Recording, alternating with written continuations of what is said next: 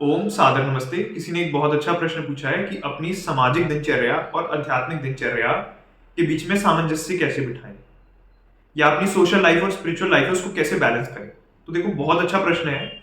Social life आपकी ये होती है कि जो भी आपके एक्सटर्नल अफेयर्स हैं, जो भी आप इस वर्ल्ड में रहने के लिए, सर्वाइव करने के लिए जो भी व्यवहार काम जो भी करते हैं, वो आपकी सोशल लाइफ में आता है। अब जो आप अपनी आत्मिक उन्नति के लिए, अपने सोल के लिए, अपनी आत्मा के लिए, इस जगत से परे जो एक जगत है, पर लोग जिसको बोलते हैं, उसकी यात्रा के लिए जो भी आप प्रयास करते हैं, अपने धर्म के लिए, कई लोगों का धर्म की तरफ ज्यादा रुचि होती है, कईयों की अध्यात्म की तरफ ज्यादा रुचि होती है, अपने अपने तरीके हैं, तो वो आपकी स्पिरिचुअल लाइफ होती है। अगर मैं आपको दो ऑप्शन दूं कि नंबर 1 और नंबर 2 पे आपको रखना है, सोशल लाइफ को रखना है, स्पिरिचुअल लाइफ को रखना है, तो बहुत कम 3-4% ऐसे लोग होते हैं जो अपनी स्पिरिचुअल लाइफ को नंबर 1 पे रखते हैं और सोशल लाइफ को नंबर 2 पे रखते हैं। तो इसका नुकसान क्या होता है? देखिए, जो लोग अपनी सोशल लाइफ को नंबर 1 पे और स्पिरिचुअल लाइफ को नंबर 2 पे रखते हैं, वो क्या होता है, बहुत हाई चांसेस हैं कि वो लाइफ में शॉर्टकट यूज करें। क्योंकि सोशल लाइफ को इंप्रूव करने के लिए, क्योंकि वो तो अंधी दौड़ है, उसमें तो आप दौड़ते चले जाइए, आपको कोई सीमा नहीं है उसमें, तो शॉर्टकट यूज करते हैं। अब शॉर्टकट जब यूज कर रहे हैं तो उनको लगता है कि मंजिल करीब है, जो हम चाह रहे हैं वो हमें मिल रहा है, लेकिन कहां उनका एकदम से डाउनफॉल होता है उनको खुद भी नहीं पता चलता। नंबर 1 केस ये है। दूसरा ये है कि मान लो सोशल लाइफ को आपने प्रायोरिटी दी, उसको ही आपने अपना जीवन समझा, आपने बहुत मेहनत से, पुरुषार्थ से, ईमानदारी से अपना जीवन यापन किया, तो उसमें क्या होता है, बुढ़ापे में जाके खालीपन रह जाता है। क्योंकि आप अपने बच्चों के लिए, अपने परिवार के लिए कितना मर्जी कुछ कर लो, कभी भी आपको कोई पूरी तरह से आपको धन्यवाद नहीं करेगा, पूरी तरह से आपके प्रति कोई भी ग्रेटफुल नहीं होगा कि हाँ, आपने जो हमें करके दिया हम बहुत खुश हैं, जितना करके दिया हम बहुत खुश हैं। तो तब व्यक्ति को उस एज में जाके खालीपन महसूस होता है कि मैंने इतना सब कुछ किया, इतनी मेहनत करी, काफी लोगों से तो मैं पीछे रह गया, जिन लोगों के लिए किया उन्होंने भी मुझे वो नहीं दिया, सम्मान नहीं दिया जिसका मैं हकदार था। तो जो सोशल लाइफ है ना, वो आपकी आत्मा को कभी शांति नहीं दे सकती। शांति आपको जो देगा, आत्मा की जो खुराक है वो अध्यात्म है। शांति अगर आत्मा को मिलेगी वो अध्यात्म से मिलेगी और कहीं से नहीं मिल सकती। तो अब यहां पर टाइम बैलेंस करने की बात आई। तो देखो, आध्यात्मिक लाइफ को जब हमने नंबर 1 पे रखा, तो नंबर 1 पे आप सोच लीजिए कि आपका अध्यात्म से मतलब क्या है। आप कमेंट सेक्शन में भी मुझे बता सकते हैं कि आप अध्यात्म को किस नजरिए से देखते हैं, आपके लिए अध्यात्म क्या है। आपने सोच लिया कि मेरे लिए अध्यात्म की डेफिनेशन ये है और मैं ये चाहता हूं, मेरा गोल ये है, उस हिसाब से आपको अपनी सोशल लाइफ के जो गोल्स है ना, चीजें हैं, उनको अलाइन करना है, उस हिसाब से बिठाना है। मान लो मैंने एक आध्यात्मिक गोल बना लिया, अब मैं सोशल लाइफ को उसके हिसाब से कैसे अलाइन करूंगा। पहले तो जब मैंने आध्यात्मिक गोल बना लिया ना, आध्यात्मिक गोल जब आप बनाते हैं तो इतना बड़ा बनाना चाहिए कि आपको पता हो कि ये अचीव करना शायद नामुमकिन है। बहुत बड़ा गोल, छोटे मोटे गोल नहीं बनाने कि कुंडलिनी जागृत हो जाए, ये हो जाए, वो हो जाए, हम फ्यूचर प्रिडिक्ट कर सकें, इन सब चीजों में नहीं। बड़ा गोल बनाना है जिसमें पूरा जीवन एक प्रयास मात्र बन के रह जाए, तब जाकर आपका वो जो एफर्ट है आप डालेंगे। तो आध्यात्मिक गोल बनाया है, सोशल लाइफ को उस हिसाब से अलाइन करो। कहने का क्या मतलब है कि मैंने गोल बना लिया, अब मैं सोशल लाइफ में जो भी काम करूंगा, मैं करने से पहले सोचूंगा कि क्या जो मैं जीवन में चाहता हूं उससे ये तालमेल बैठ रहा है, इसका ये चीज करनी मुझे जरूरी है या नहीं।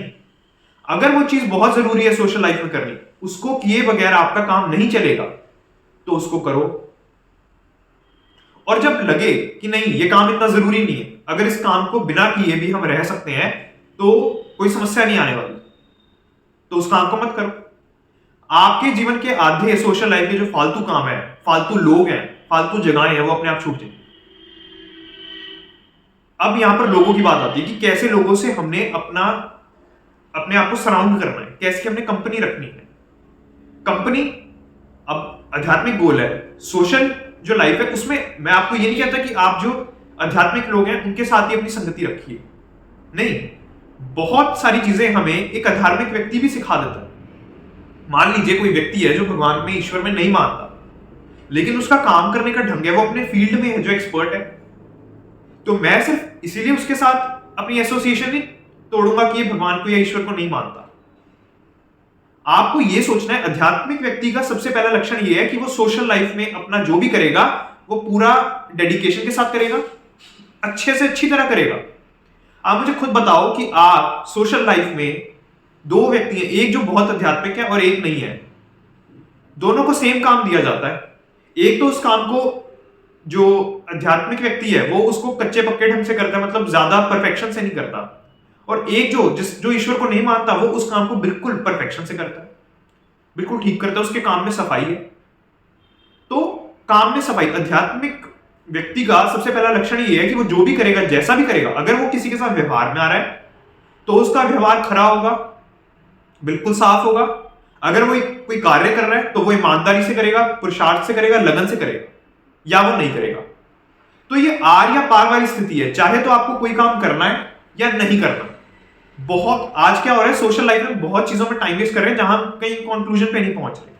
जो चीजें हमारे को कोई काम नहीं आ रही, बस वो हम कर रहे हैं, उनको लाइफ से एलिमिनेट कर दो पहले तो। अब ये तो मैंने आपको बात बताई कि करना क्या है। अब इसके बाद भी जब आपने ये सब कर लिया, उसके बाद भी जो हमें समय की समस्या आती है कि अब टाइम को कैसे मैनेज करें। तो देखो, आपको टाइम टेबल अपना बनाना पड़ेगा।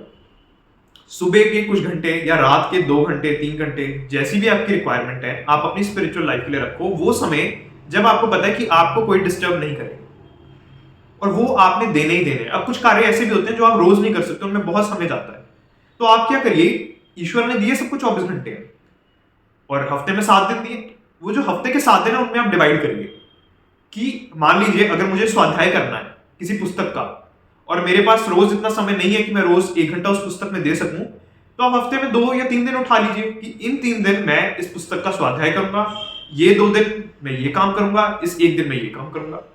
तो आपको अपने 24 घंटों के बीच में और हफ्ते के 7 दिन के बीच में, और अगर उससे भी ज्यादा आप मतलब माइन्यूटली बहुत ज्यादा डिटेल में प्लान करते हैं, बहुत ज्यादा आप उसमें चलते हैं, बारीकी में चलते हैं, तो अपने महीने को प्लान करते हैं, कई लोग साल को, कई लोग अपने जीवन को प्लान करते हैं। जीवन की प्लानिंग में हम कितना टाइम लगाते हैं कि इस साल इस एज तक मैं कमाना शुरू कर दूंगा, इंडिपेंडेंट हो जाऊंगा, इस एज तक मैं सेटल हो जाऊंगा, इस एज तक मैं अपनी फैमिली प्लान कर लूंगा, फिर इस एज तक मैं रिटायरमेंट, फिर ऐसे ऐसे लोग अपने जीवन को प्लान कर लेते हैं। तो ये जो अध्यात्म है, जब उसको आपने सोशल लाइफ से पहले रख दिया, तो जो भी काम आप अपनी सोशल लाइफ के लिए करते हैं, जितना सजग आप अपनी सोशल लाइफ में, जितने मतलब कहते हैं ना उत्साहित आप अपनी सोशल लाइफ के लिए, उससे ज्यादा उत्साहित, उससे ज्यादा प्रायोरिटी आपको अपनी स्पिरिचुअल लाइफ को देनी है। तो इसको बिल्कुल हम प्लान करेंगे, महीनों में डिवाइड करेंगे, इसको वर्षों में भी करते हैं कई लोग, जिनकी वो स्थिति होती है, एडवांस स्टेज के जो लोग होते हैं वो वर्षों में भी प्लान करते हैं, महीनों में, हफ्तों में, घंटों में तो आपको करना ही करना है। टाइम टेबल नहीं बनाओगे, किसी भी दिन कुछ भी करोगे तो कहीं पे कुछ नहीं कर पाओगे। तो टाइम टेबल तो रोज का होना ही चाहिए। और अगर तब भी लगता है कि सारी जो चीजें उस टाइम टेबल में 24 घंटे में नहीं फिट आ पा रही हैं, तो आप उसको हफ्ते में दिन के हिसाब से डिवाइड कर दो। बाकी जब आपने ये सोच लिया, अध्यात्म में आपने एक दृढ़ निश्चय कर लिया कि भाई मेरा ये संकल्प है, मुझे जीवन में ये करना है, तब मैं आपको गारंटी के साथ देता हूं कि आपकी बहुत से काम आज ऐसे सोशल लाइफ में जिनको करने की जरूरत नहीं है, बस आप कर रहे हो, वो आपके अपने आप जीवन से निकल देंगे। फालतू की बातें, फालतू के लोग, फालतू के काम, फालतू की जगहें, फालतू के शौक, वो सारे जीवन से निकल देंगे। समय मिलेगा, आपको समय मिलना शुरू होगा, और एक समय ऐसा आएगा कि जब आपके आध्यात्मिक जीवन और आपका सामाजिक जीवन वो एक हो जाएगा, उसमें कोई अंतर नहीं होगा। जो आप समाज के लिए कर रहे हैं वही अध्यात्म के लिए कर रहे हैं, और जो आप अध्यात्म के लिए कर रहे हैं वही आप समाज के लिए कर रहे हैं।